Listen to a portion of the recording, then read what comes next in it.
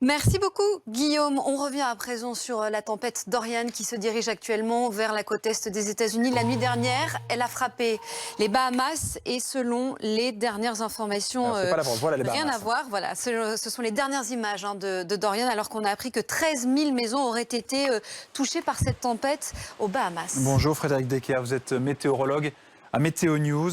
Vous en avez déjà vu un comme ça? C'est très rare, hein, effectivement. On est sur un catégorie 5, donc un cyclone de maximum, hein, finalement, des rafales qui dépassent les 300 km par heure, 320, 330. Donc c'est rarissime, évidemment. On se rappelle l'an dernier des puissants cyclones, hein, qui avaient dévasté également Saint-Martin. Mais là, on est vraiment dans une catégorie extrême. Qu'est-ce qui rend la trajectoire d'un ouragan si difficile à établir avec précision ?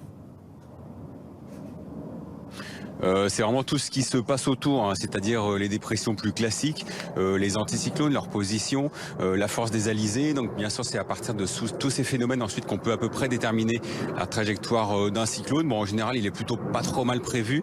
Donc c'est à partir de ces phénomènes-là qu'on sait qu'a priori, il devrait plutôt épargner la côte est des États-Unis, en tout cas le centre du cyclone. Mais il y aura tout de même des effets très importants, bien évidemment.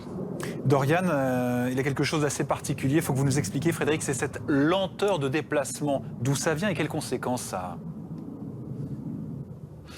Oui, effectivement, il se déplace à seulement 2 petits kilomètres heure actuellement, hein, donc pratiquement du surplace. Donc le problème, c'est qu'il stagne sur les mêmes régions durant des heures et des heures. Donc résultat, bien sûr, toute sa violence se déchaîne pendant de très longues heures, malheureusement avec des dégâts très importants, alors qu'habituellement un cyclone se déplace plutôt autour de 15 km heure et donc il passe relativement rapidement.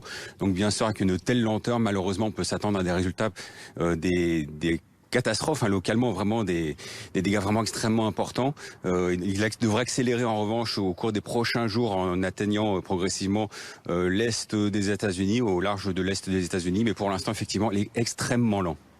L'ouragan est qualifié de catastrophique par le Centre national des ouragans américains. En langage de météorologue, ça veut dire quoi précisément ?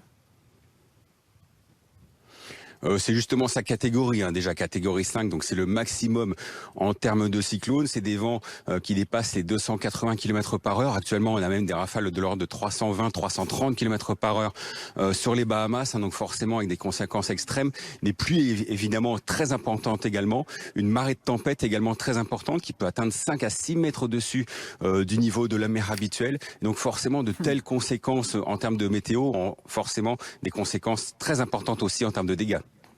Merci beaucoup Frédéric Decker et merci à Quentin Lebeau qui a réalisé ce duplex. Allez tout de suite la météo justement.